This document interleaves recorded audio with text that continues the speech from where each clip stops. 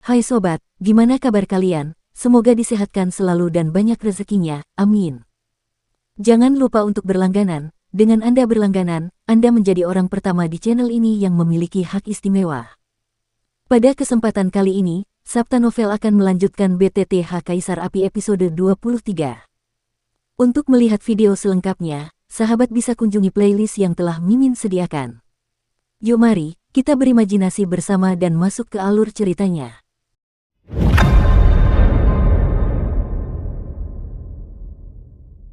Bum bum bum, setelah gugusan cahaya sumber jiwa para senior itu hampir menghilang, semua gugusan cahaya juga bergabung ke dalam tubuh Xiaoyan, dan ruang kecil yang awalnya diisolasi oleh orang-orang berpakaian hitam itu juga bergetar hebat.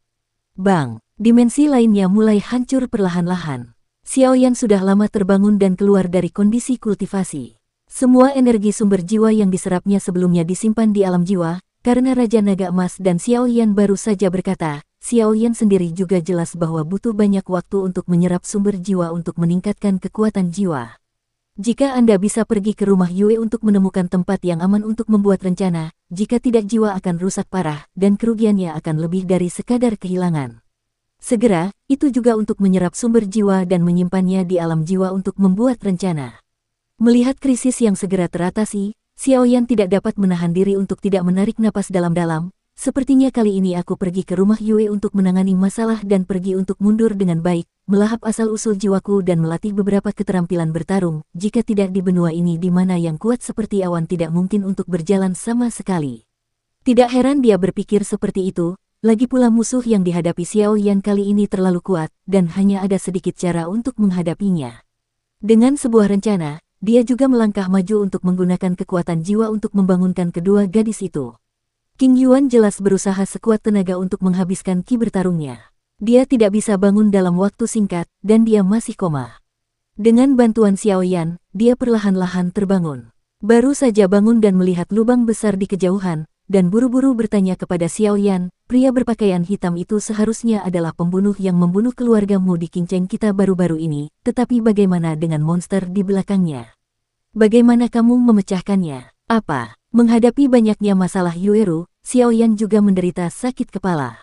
Dia tidak bisa mengatakan bahwa dia bunuh diri, jadi dia hanya bisa berbohong dan berkata, entahlah, tepat saat kamu pingsan, tubuh monster itu berkedut sebentar lalu membeku. Dia meledak, tapi dia memang mati. Yue Yu tentu saja tidak akan mempercayai omong kosong Xiaoyan, tetapi setelah krisis langsung teratasi, dia tidak peduli dengan keraguan ini, dan prioritas utama adalah menyelamatkan ayahnya. Dengan suara, bang, ruang kecil asli langsung hancur, dan pemandangan orang-orang datang dan pergi di jalan dipulihkan. Yueru berjalan di depan dan memimpin jalan, Xiaoyan mengikuti di belakang dengan King Yuan di lengannya. Anehnya, Xiaoyan ketika saya memegang King Yuan, saya merasa bahwa semangat juang dan bahkan kekuatan jiwa saya di tubuh saya pulih dengan sangat cepat. Xiaoyi juga sangat enggan untuk kembali ke Najing, jadi dia mengubahnya sedikit dan ingin menjadi seorang gadis kecil itu tampaknya mengikuti Xiaoyan, tetapi dia kembali dengan enggan di bawah peringatan Xiaoyan, dengan ekspresi tidak senang di wajahnya.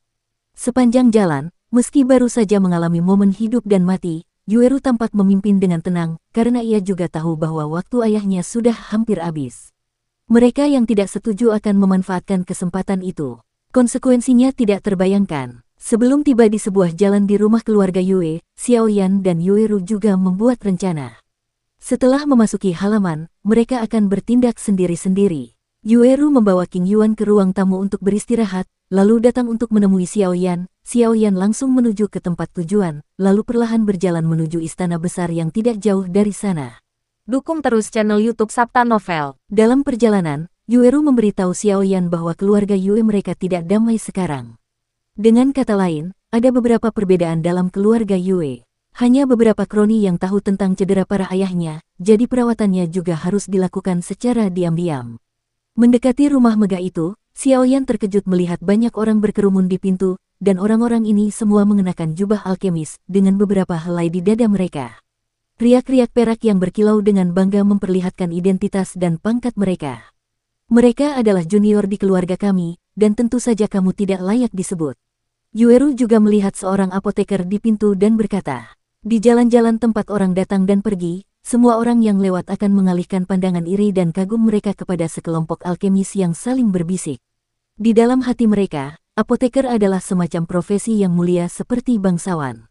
Ikuti aku. Yueru membawa Xiaoyan dan yang lainnya ke kompleks keluarga Yue melalui jalan setapak kecil. Xiaoyan juga tahu bahwa Yueru jelas melakukan ini untuk menghindari perselisihan klan tentang orang-orang yang mengatur kompleks keluarga Yue. Nona, Anda sudah kembali. Tepat setelah memasuki gerbang, seorang pelayan cantik bergegas keluar dari samping, lalu mengucapkan beberapa patah kata kepada Yueru dengan suara lembut. Yueru membawa King Yuan dan berpisah dari Xiaoyan, dan pelayan itu pun pergi, adalah untuk memimpin jalan di depan. Mengikuti di belakang pelayan dengan tergesa-gesa, mata Xiaoyan menyapu rumah mewah ini.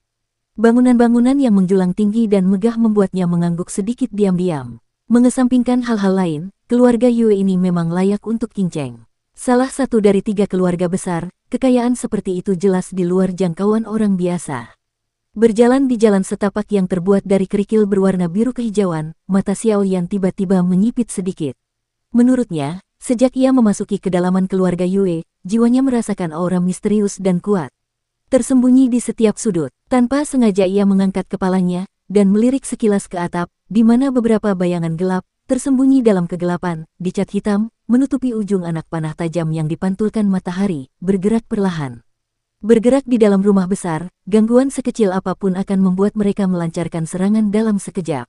Pertahanannya memang sangat ketat. Xiaoyan sedikit mengernyit, menggelengkan kepalanya tak berdaya, dan menatap ke arah aula mewah yang muncul di ujung jalan setapak. Ada pandangan samar seseorang berdiri di antara mereka. Ayah.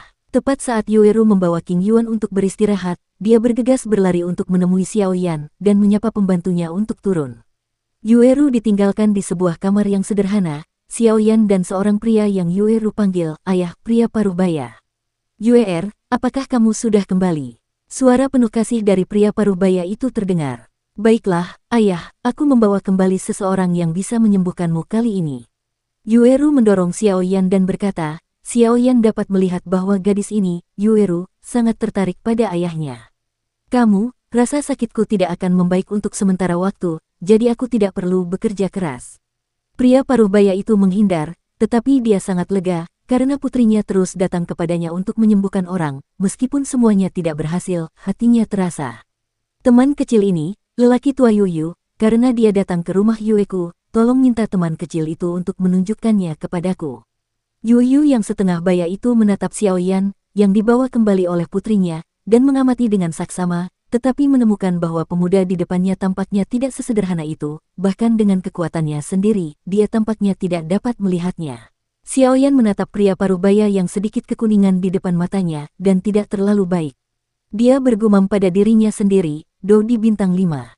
Dia benar-benar pantas menjadi kepala keluarga. Kemudian dia melangkah maju, dan Xiaoyi juga langsung memanggilnya, bersiaplah untuk melihat apa yang dikatakan Yuyu tentang rasa sakit yang tak tersembuhkan dari roh non-api. Pada saat peri api Xiaoyi dipanggil, suhu di ruangan yang awalnya hangat langsung meningkat drastis, dan mata Yueyu yang awalnya lembut tiba-tiba terbuka dan dia kehilangan suaranya. Itu sebenarnya peri api.